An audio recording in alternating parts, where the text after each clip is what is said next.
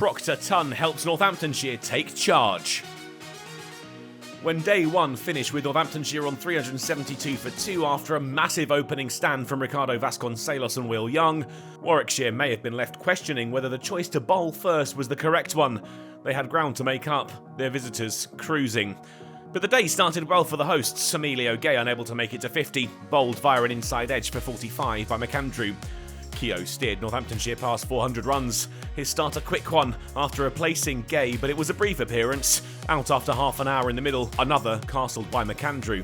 Luke Proctor and Josh Cobb brought an end to the Bears' success with the ball and started to build quite an effective partnership that took the visitors beyond 450.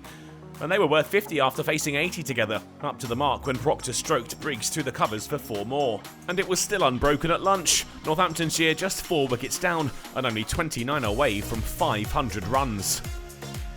They came out of the lunch break with even more confidence and kicked on.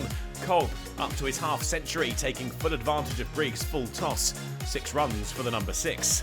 He'd do it again before the over was done, down the wicket and over the ropes. Proctor would make it an annoying over for Briggs. With 2 off the spinner, he joined his colleague on a half-century.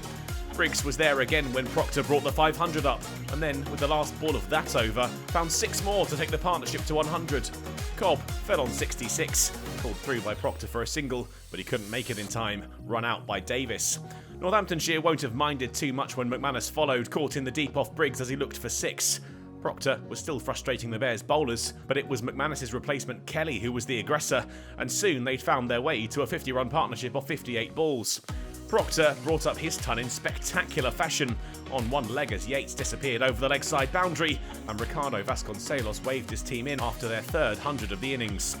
Northamptonshire had put on 597 for the loss of just 6 wickets, set up by Vasconcelos' 156, Young's 134, and Proctor's even ton. There had been punishment for all of Warwickshire's bowlers, even McAndrew, who took 3 for 121. Warwickshire got off to a decent start. They were staring at a mountain of runs, but didn't look fazed by the task at hand. They couldn't make it to 50 without damage, though. Jack White found Davis pads, and up went the finger. Sibley now had Yates at the other end, and the pair guided Warwickshire to 50 runs. But they couldn't hold off Northamptonshire for very long. Yates outcaught by Young off the bowling of Kelly, with just 7 to his name.